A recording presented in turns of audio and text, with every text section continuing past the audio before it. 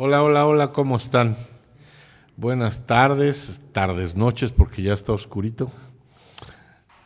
Soy el doctor Juan del Bosque y les saludo con mucho gusto el día de hoy, 2 de octubre. 2 de octubre de 2024, perdón. Fíjense que es un día especial porque pues hoy empezamos el 10º mes.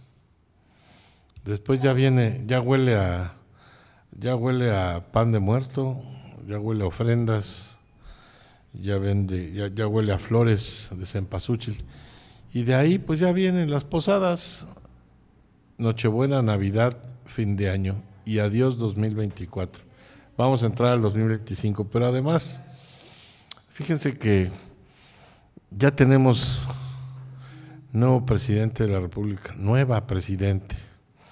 Primera vez que en 200 años una mujer va a gobernar la República Mexicana, y esto pues por lo pronto es motivo de alegría porque las mujeres ahora ya se hace valer, ¿no? Pues ya tiene, por ahí en el siglo pasado fue cuando se autorizó ya el voto a la mujer, y de ahí en adelante han ido ocupando espacios y han ido ganando lugares bien ganados, bien merecidos.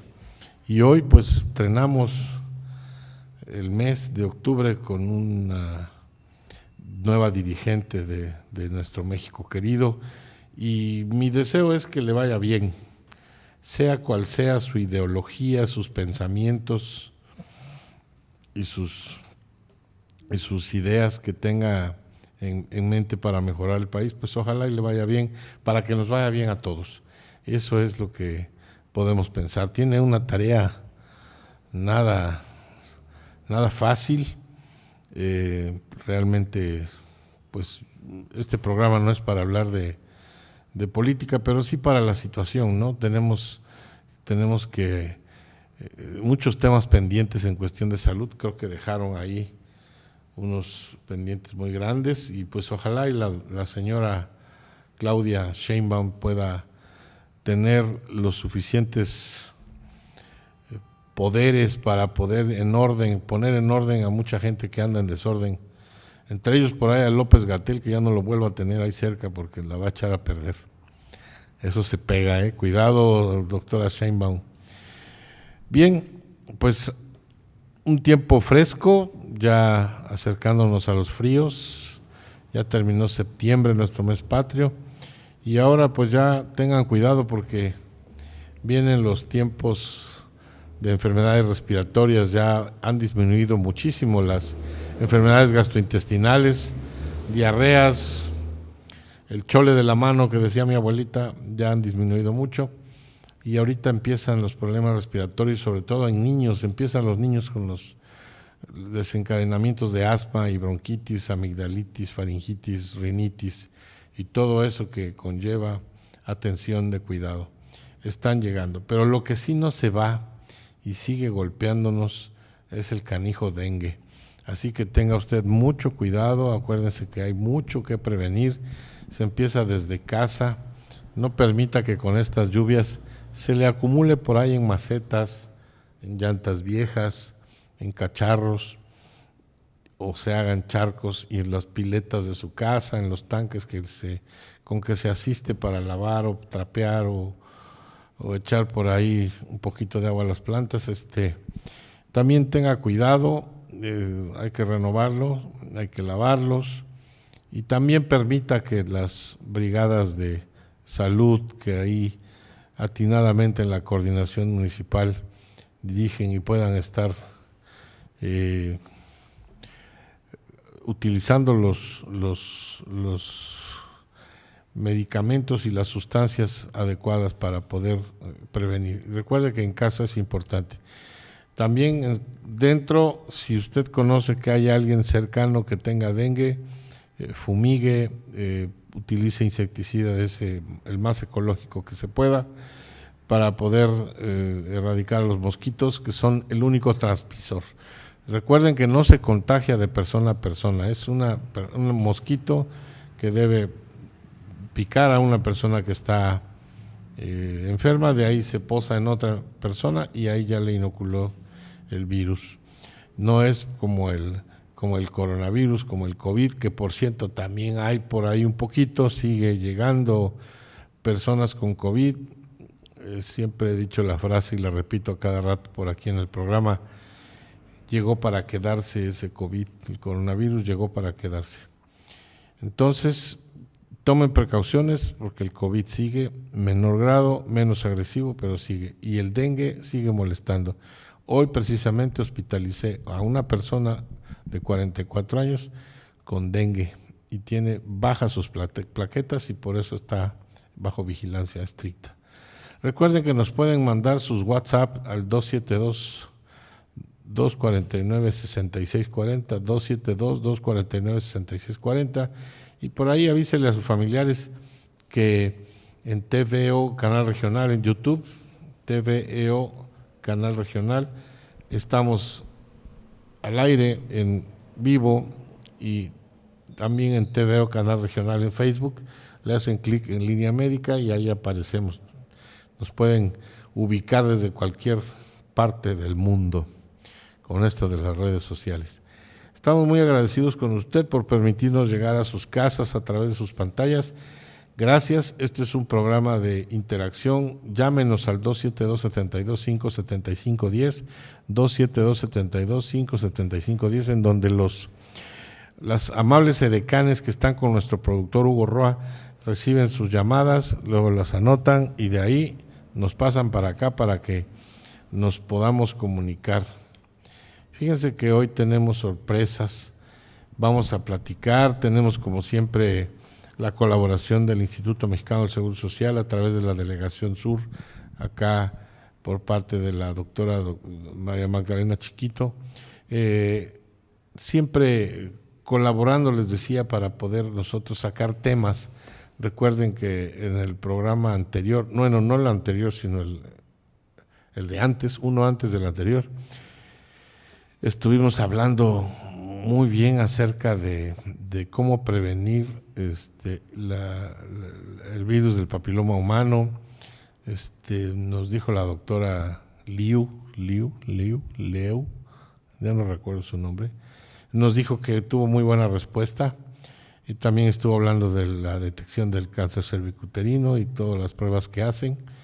Hemos estado platicando también de enfermedades gastrointestinales y luego también hablamos cuando empezaron las vacaciones.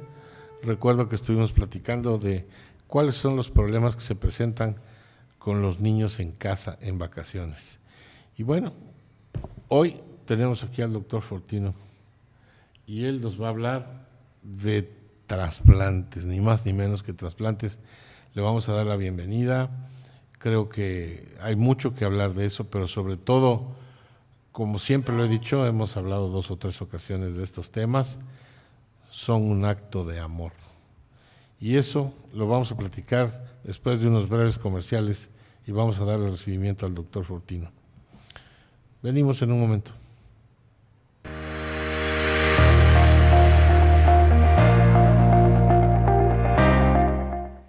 Pues ya estamos aquí platicando precisamente del tema de hoy que nos trae el doctor Fortino Domínguez, muy amigo nuestro siempre, y siempre colaborando también aquí para ustedes y nosotros.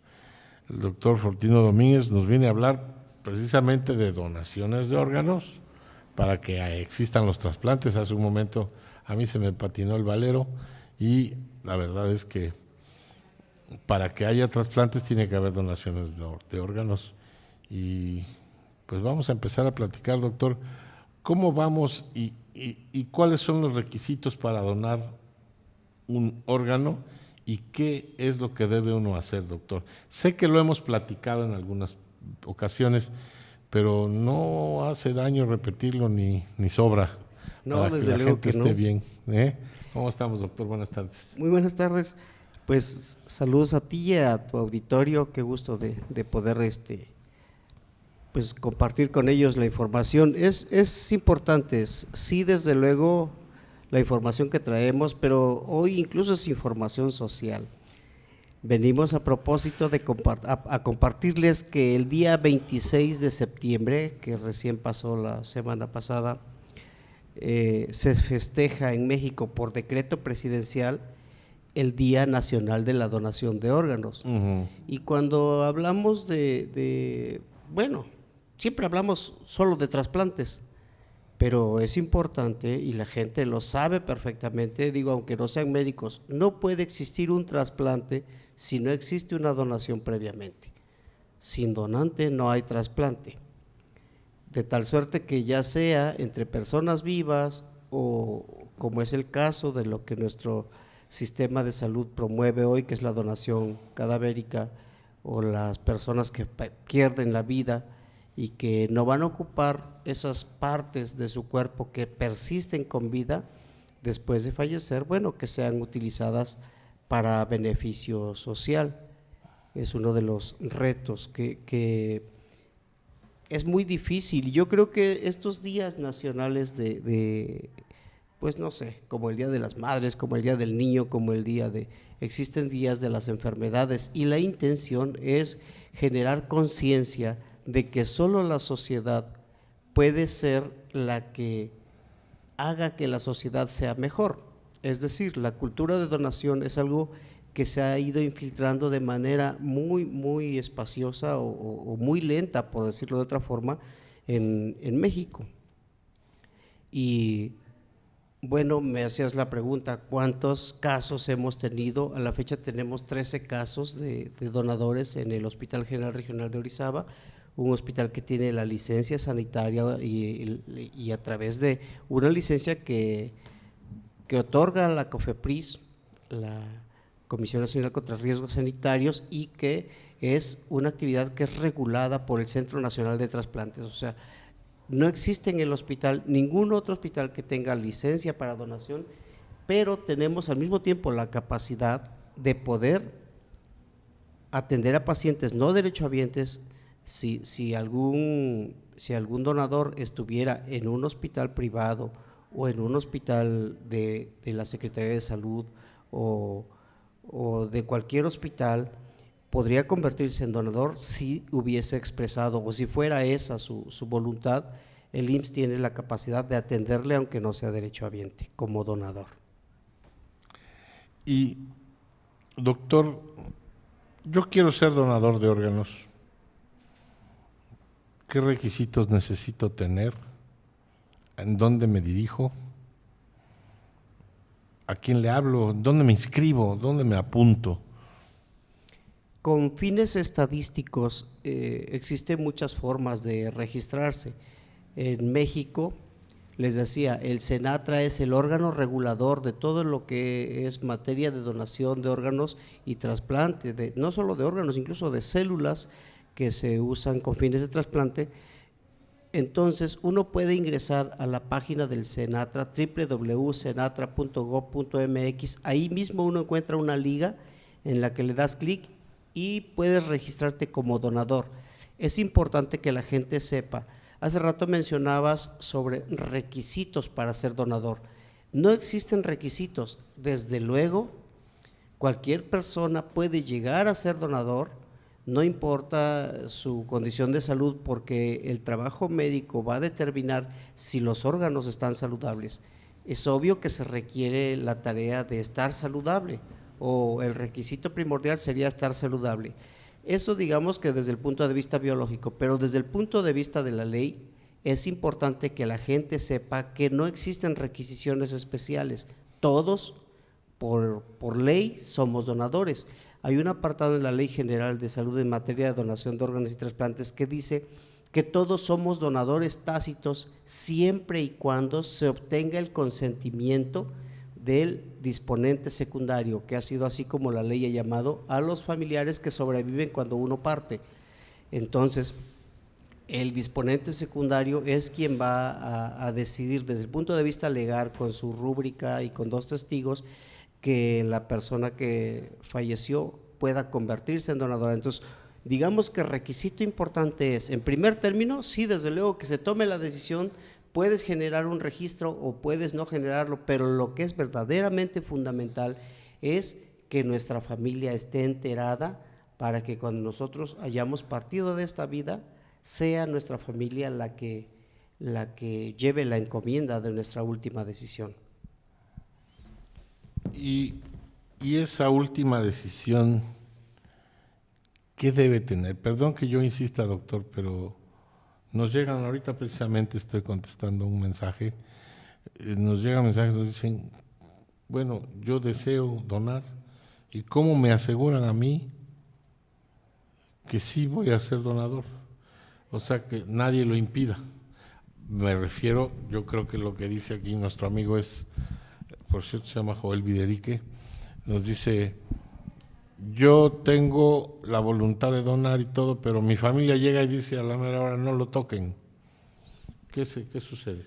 La ley contempla este escenario y digo, a mí se me hace anecdótico, pero ya ve que para la ley no se escapa nada. Entre las formas de convertirse en donador existe la donación expresa y particularmente para la duda de esta persona, ¿cómo dice que se llama? ¿Viderique? Viderique. Bueno, Viderique, se puede hacer una donación ante notario público, algo así como un testamento, pues, pero uno tiene que dejar la donación expresa. En ese caso uno puede decir, la ley contempla una donación amplia, o sea, donar todo o donar algo específico, incluso se puede donar de manera dirigida a una persona específica que uno sabe que está enfermo, en el caso de que, pues sí, como una especie de testamento, Abel, se puede hacer esta donación de manera dirigida. ¿Y se respeta absolutamente la voluntad de la persona? Es absolutamente, es importante que la gente entienda el escenario de la donación cadavérica. Existen muchas investigaciones, o la modernidad nos va llevando bastante lejos. Hoy en día en México apenas inicia, pero existe lo que se llama donación en asistolia, cuando se detiene el corazón y se puede mantener los órganos vivos usando máquinas para poder ser usados después en cirugías de trasplante. Pero mire, hablar a veces de ese tipo de cosas a lo mejor resulta un poquito engorroso. Lo que yo sí le digo a las personas, por ejemplo, la inquietud de esta persona que desea donar sus órganos y que desea garantizarlo, bueno, sí existe, la ley garantiza esas posibilidades, pero acuérdense, yo lo decía y lo digo siempre, la donación es un acto de amor, y en el caso de la donación cadavérica y en las condiciones en que ocurre, se requieren, pues si no bien requisitos, sí ciertas características.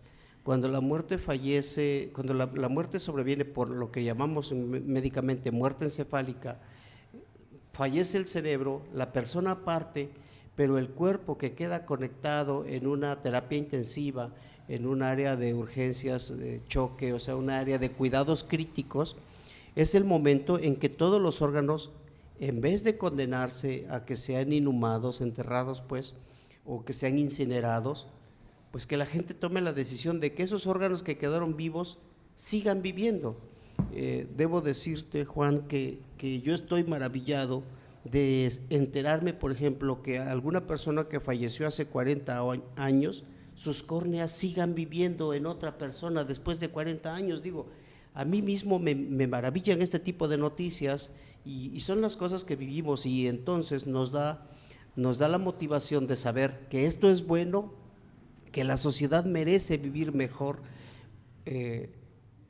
El caso del que les platico es una persona que era médico, que se quedó ciego cuando él recién se estaba graduando, y pues ahí se acabó la vida de esta persona, hasta que en el hospital militar en México le hicieron en el 80 un trasplante de córneas. Este médico terminó su carrera, hizo una especialidad en cirugía ginecológica, es ginecólogo, y ha tenido una vida profesional de 30 y tantos años, de 40 y tantos años, pues ya hoy es jubilado. Pero ¿a cuántas personas se iban a quedar sin que pudiera ayudar si él se hubiese quedado ciego? Entonces, digo, esto es un asunto milagroso. La sociedad realmente merece este tipo de regalos. Si alguien está ciego y una persona que fallece toma la decisión de que sus córneas no se entierren, de que sus córneas no se incineren, pueden llegar a vivir, y a lo mejor viven 30, 40 años más, pero déjelo que vivan las córneas de la persona. Imagínese todo el bien que puede llegar a producirse a través de una persona que recupera la vista. Y lo que también hay que aclarar en estos temas es que el hecho también de hacer donaciones en vivo, por ejemplo, yo tengo un hermano y tiene insuficiencia renal y yo soy compatible con él, le puedo donar un riñón y puedo vivir perfectamente con un riñón. Otro ejemplo es la donación de médula, cuando hay problemas de leucemia.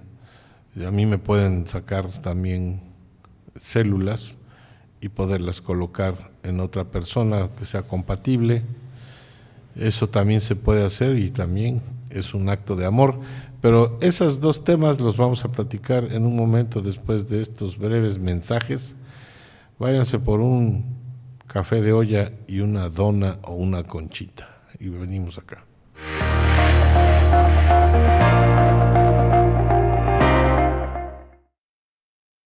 Bueno, pues vamos a platicar del tema de la donación de riñón, por ejemplo. Digo, hay más ejemplos, hay otros órganos que se pueden donar en vivo, no nada más post-mortem. Y de la médula, en el caso de leucemia. Doctor Fortino, platíquenos de esto. Sí, por supuesto. En México, bueno, en muchas partes del mundo se hacen trasplantes y todavía la fuente principal de un órgano, cuando una persona entra en insuficiencia orgánica, es un amigo o mejor dicho, un familiar. En términos médicos esto se llama vivo relacionado. Es muy importante que la gente lo sepa. Solo se puede donar en vida, porque lo establece la ley, siempre y cuando la donación o la cirugía de ablación de un órgano no ponga en riesgo la salud de una persona. Bien dijiste hace rato, uno tiene 2 riñones y puede vivir tranquilamente con uno.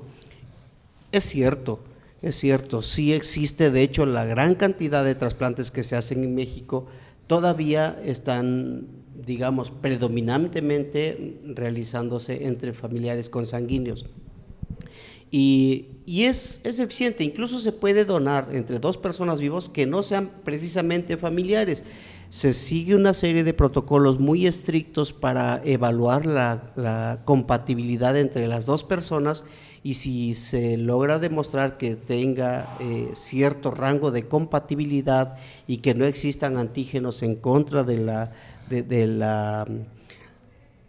sangre o de la serología o de las células del donador, se puede llegar a concretar una donación, siempre y cuando no se ponga en riesgo la salud. Ahora, esto es importante y esto ya pasa, hasta el 80% de los trasplantes que se hacen en nuestro territorio, en México, ocurren entre vivos. Y yo siempre que digo de la ecuación de que de una persona muy, muy sana, que es requisito para ser donador en vida, y otra persona que está a punto de fallecer porque tiene un órgano, la ecuación de la suma de estos dos deja a 2 personas medio sanas o más o menos sanas, y entonces es por eso que regularmente se intenta promover la promoción se intenta promover o de fomentar la donación cadavérica, porque la persona que fallece ya no va a ocupar sus órganos, los estamos enterrando. Estas cosas son productos increíblemente valiosos y lo ponemos en el contexto, por ejemplo, del receptor. En México hay alrededor una cifra, son 16,830 y tantos, una cifra que es dinámica, pero ronda en los 17,000 pacientes en lista de espera de un riñón, y están en una lista de espera que pudieran ser beneficiados por un donador cadavérico. Los pacientes que no encuentran un familiar compatible o que de plano no tienen un familiar compatible. Entonces, es importante que la gente sepa esto, que se podría llegar a realizar mucho bien a través de una donación cuando ya se ha perdido la vida, independientemente de que sí es cierto, se puede donar en vida los órganos pares, digamos en el caso de los ojos no está permitido, pero se puede donar, bien dijiste, un riñón, se puede donar un fragmento de hígado, se puede donar médula ósea, se hace un procedimiento médico igual algo complejo en los hospitales obviamente que tengan las licencias, y se puede conseguir la donación entre vivos también. Okay. Hablamos también de ejemplos como hueso, también aquí de la cadera, de las crestas ilíacas, ahí se toman algunas muestras de hueso y se pueden donar. ¿Se puede hacer una autodonación, doctor? Sí, claro que sí, desde la sangre, ¿no? Hasta incluso el tejido hemático, la donación de sangre famosa que todo el mundo entiende claramente, se puede donar uno mismo. Pues la historia de los trasplantes es algo antiguo y es un método o una tecnología médica ya bastante probada. Los injertos en uno mismo se llaman injertos autólogos. En el caso de algunas partes, por ejemplo, si sufro una quemadura en el pecho, puedo usar un fragmento de piel de mi muslo y ponerlo en el pecho, en fin, cosas de este tipo que son procedimientos médicos estandarizados, le llamamos injertos autólogos, como le decía, pero bueno, regularmente cuando hablamos de donación, sobre todo de órganos, es importante que la gente sepa, cuando una persona enferma por lo que nosotros los médicos llamamos insuficiencia orgánica, es una condena a corto plazo, y no es que lo estemos condenando nosotros, sino que la vida se va, la vida se acaba.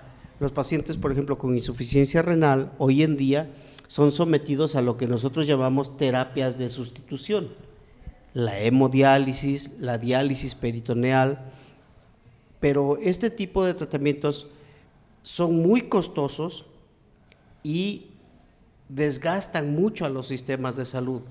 Por otro lado, se condena a una vida de mucho sufrimiento a la persona que tiene estas características, y el trasplante de riñón podría llegar a salvarle, ya sea con el trasplante de un donador vivo o mucho mejor todavía si recibiese un riñón, por ejemplo, de un donador finado, sin dejar a nadie con un solo riñón.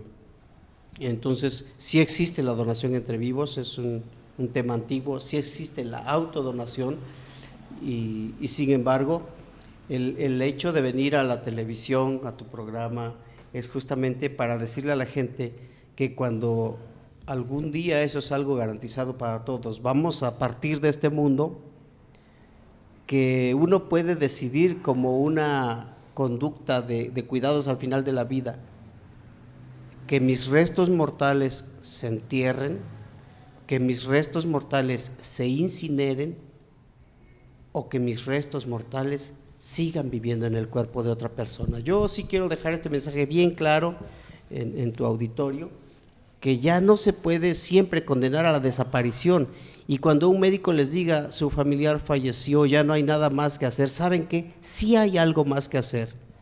Está la donación de órganos, y las partes vivas de ese ser tan querido pueden seguir viviendo y pueden ayudar milagrosamente a mejorar la vida de otra persona. Lo más importante, donar para que otra persona mejore su calidad de vida o viva. Entonces, pues yo creo que eso, pues seguimos diciendo la frase que es un acto de amor, es un acto de conciencia, de bondad, de mucha bondad. Y bueno, pues cada día la tecnología y los recursos que tenemos a la mano en cuanto a la especialidad que se dedica a hacer los trasplantes está más avanzada, entonces pues la necesidad va a ser más grande.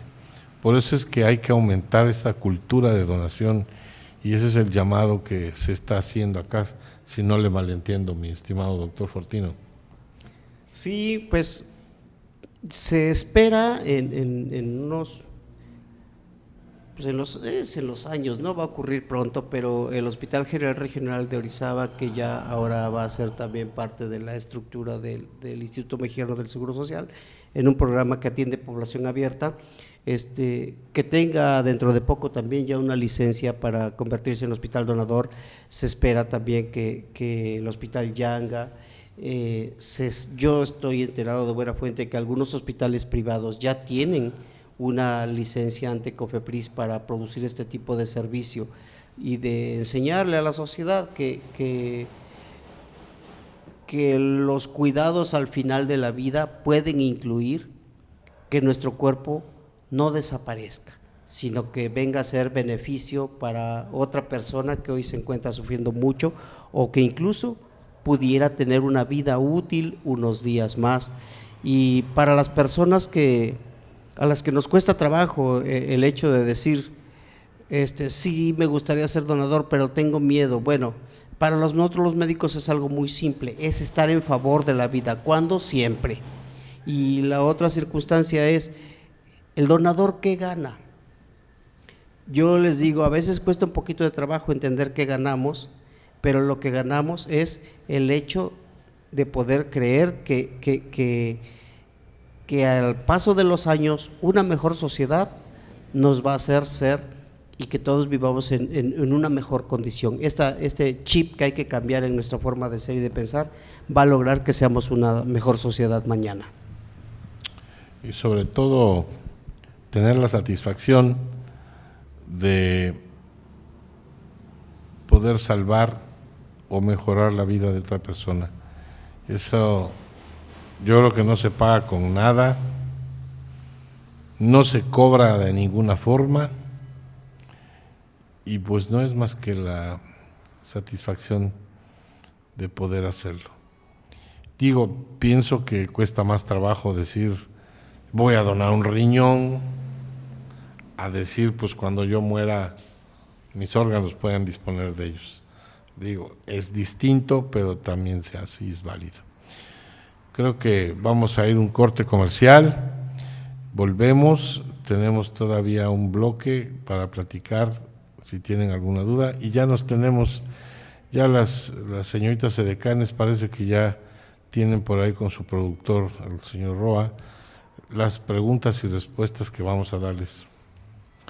Nos vemos en un momento, espero que ya tenga su polvorón ahí con una leche con chocolate, bien licuadita.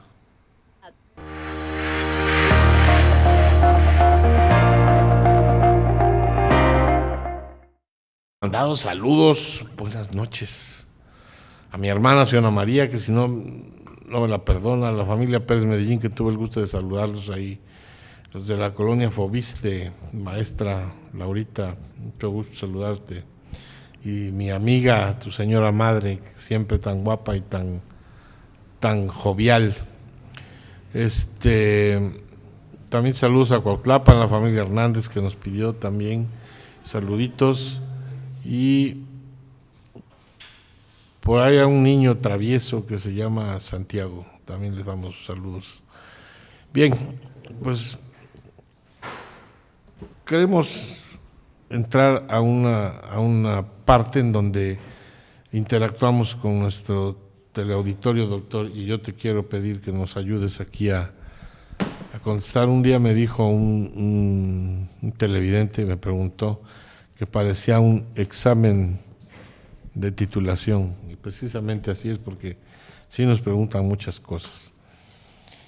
Bueno, de Tuxpan, Veracruz, nos habla Rosario Miranda, dice, ¿qué es el cáncer de páncreas? ¿Qué síntomas presenta? ¿Y cuál es su tratamiento? Gracias por la información y le mandamos bendiciones a ustedes. Gracias, recibimos las bendiciones y las devolvemos también, y aquí repartimos a todos. Doctor, ¿qué nos dices? ¿Qué es? ¿Qué síntomas? ¿Y cuál es el tratamiento? El cáncer de páncreas tristemente da muy pocos síntomas. Los síntomas son muy tardíos en las etapas avanzadas del cáncer de páncreas.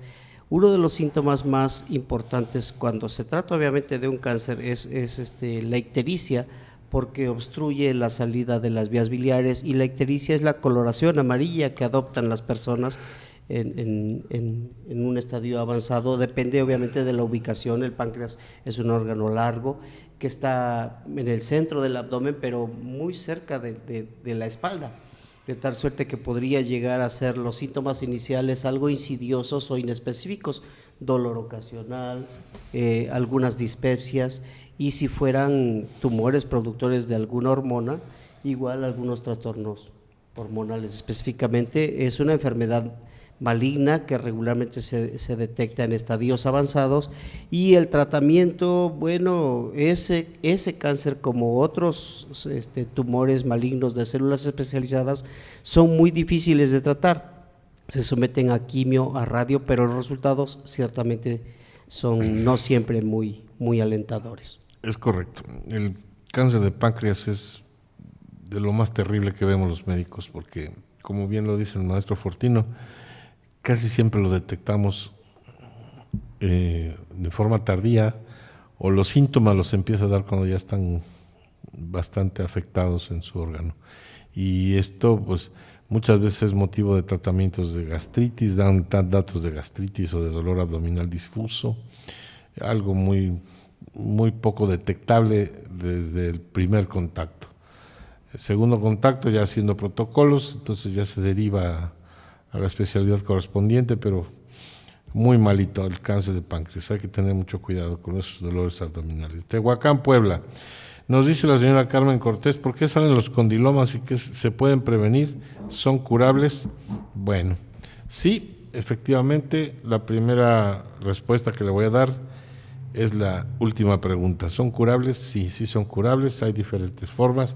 La principal es una cauterización con electrocauterización. ¿Por qué salen? Bueno, por contagio directo, es el virus del papiloma humano, y es por contacto directo. Una persona que está contaminada le puede contagiar de inmediato por contacto directo, contacto sexual. Y bueno, hay otros tipos de condilomas que no son los de transmisión sexual. Hay los condilomas que son los condilomas acuminados en diferentes partes del cuerpo, diferentes, me refiero a diferentes a los genitales.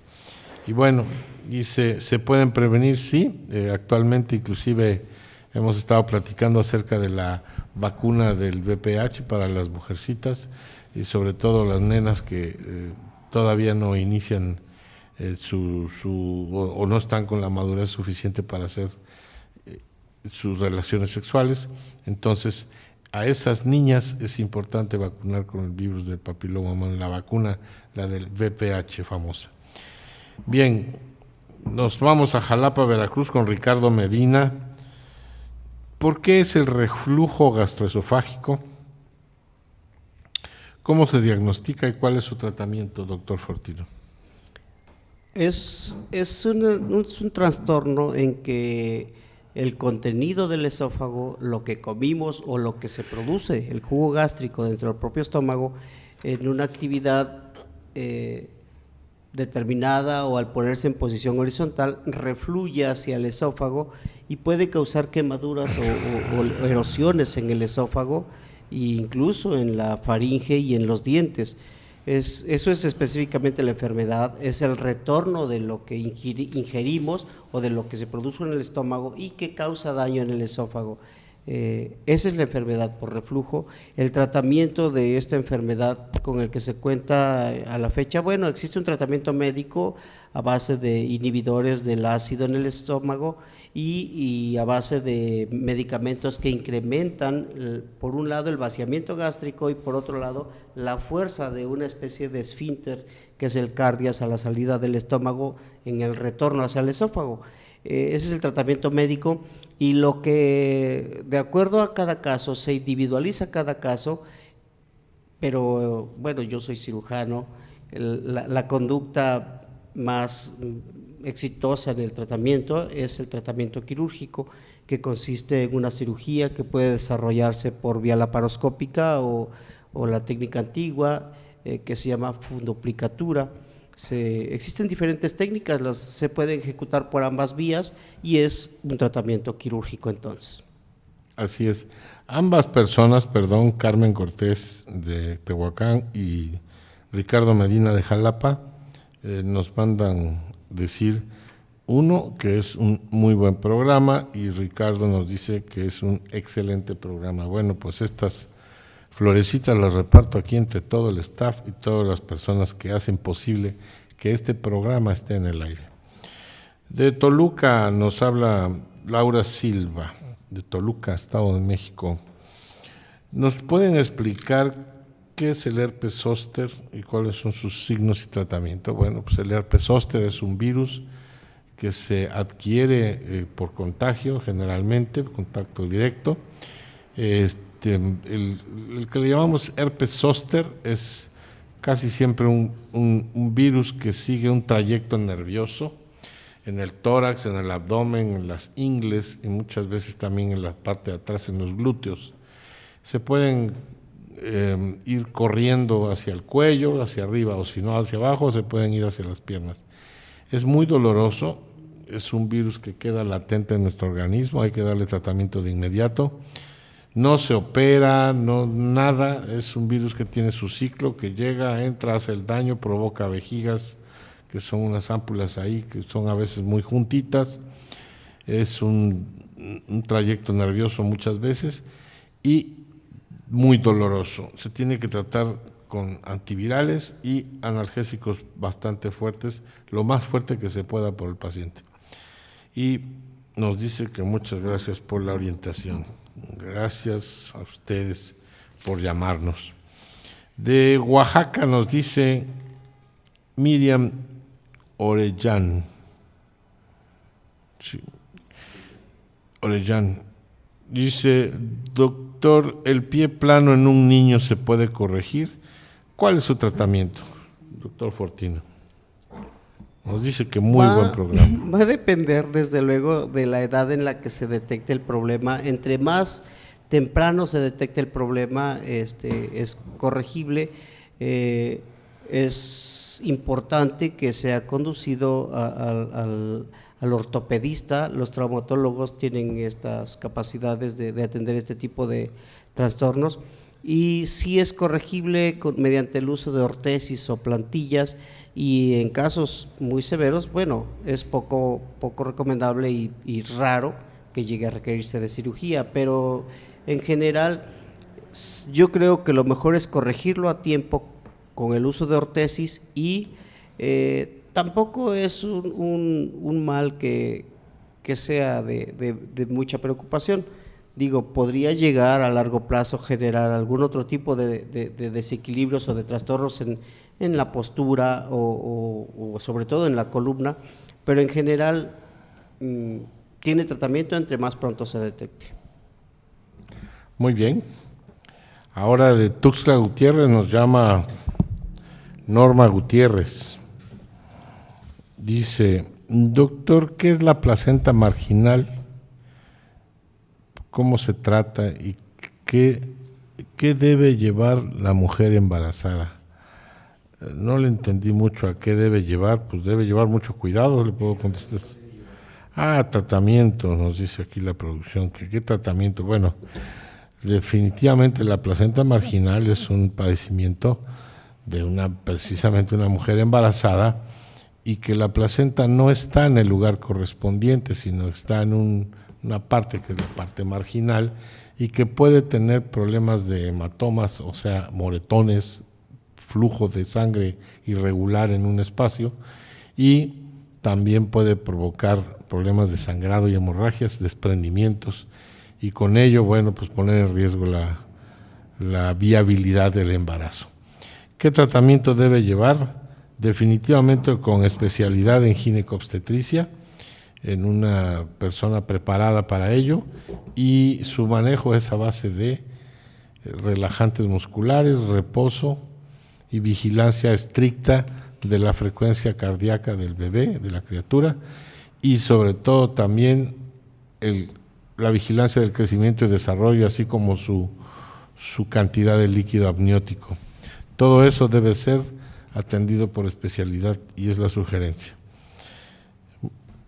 Estando bien atendidos, la posibilidad de éxito es de un 70-80%. De Coatzacoalcos, Veracruz, nos dice Nidia Morales: diagnóstico de cáncer de mama, doctor, a través de la mastografía. ¿Qué significa el VIRATS y cuáles son sus etapas? Doctor Fortino. Son, 5 estadios. Se clasifica de acuerdo a la imagen que producen en la placa radiográfica, y se refiere a las características morfológicas. Dependiendo de las fases iniciales, se consideran rasgos radiográficos benignos, pero a partir del tercero hasta el quinto, pues implica la existencia de una sospecha. Siempre será una sospecha de que sus características radiográficas son de malignidad. Es importante que ya una vez teniendo la clasificación reciban la atención con el oncólogo correcto, porque la conducta es variable en cada caso. Algunos pacientes se les hace biopsia dirigida con imagen o con arpón, y eso dictamina directamente qué tipo de atención deben de llevar, si se hace una cirugía radical, si se hace una cirugía conservadora, pero la clasificación de VIRATS específicamente se refiere a la imagen que se ve al momento de la exposición al proceso de rayos X, que se complementa también con ultrasonido, doctor. Muy bien, pues ya para despedirnos, Beatriz Roldán nos dice desde Tehuacán, Puebla, si una persona con tatuajes puede donar órganos y sangre. Precisamente después de 6 meses ya pueden hacer sus donaciones, claro, siempre y cuando cumplan los demás requisitos. Así que adelante. Pues como todo lo que empieza termina, ya estamos al final de nuestro programa, lo dije hace un momentito. Quiero agradecerles de manera muy especial a ustedes que nos dejan entrar a sus casas a través de sus pantallas y que nos están escuchando y observando. Gracias por sus llamadas. Hay más llamadas, pero ya no podemos por el tiempo contestar, los dejamos para el siguiente programa. Quiero decirles que el doctor Fortino Velázquez viene aquí con mucho gusto siempre a ayudarnos y a colaborar con todos en este programa y tratando de dar la información adecuada, que es lo que nosotros intentamos también. Gracias, doctor, un placer recibirlo, que no sea la última vez, como siempre. Estás invitado, aquí es tu casa. Gracias a ti, desde luego, por darnos chance, a la producción, que siempre está aquí bien atenta con sus guapas edecanes, y sobre todo a las personas, a tu auditorio, que nos permiten, como dices tú, darnos la oportunidad de compartir con estos, pues, la información que traemos, y sobre todo yo tengo la confianza o la esperanza, mejor dicho, de que la información que se vierte en este programa sirva para transformarnos en una sociedad mejor. Gracias, y quiero que por favor nos hagas el honor de darle los saludos, como siempre, a la doctora María Magdalena Chiquito, quien es la delegada de Veracruz Sur aquí en el IMSS, y a la licenciada Julieta, como siempre, dándole sus saludos, una amiga de muchos años, Julieta Zambrano, de Comunicación Social del IMSS. Gracias por estar aquí con nosotros y ayudarnos.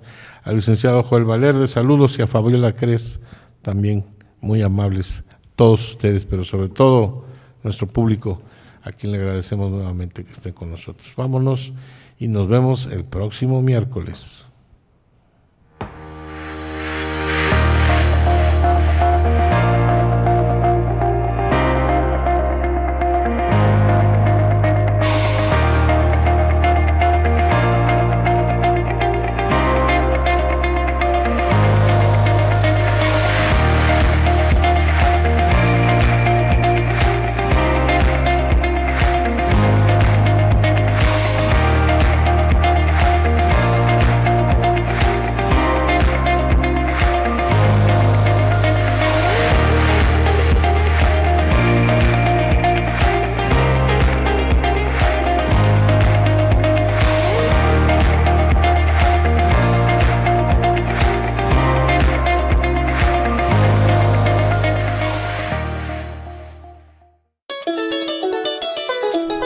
soy Ismael Guila Reciado. Mi nombre es Gabriela Miranda. Soy la chef Alexandra Calleja. El chef Carlos Norberto Sánchez González. Y estoy aquí para invitarles a la tercera edición del concurso Los Sabores de mi Tierra, Orizaba y las Altas Montañas. A celebrarse en el próximo mes de octubre. Tendrás la oportunidad de participar en las categorías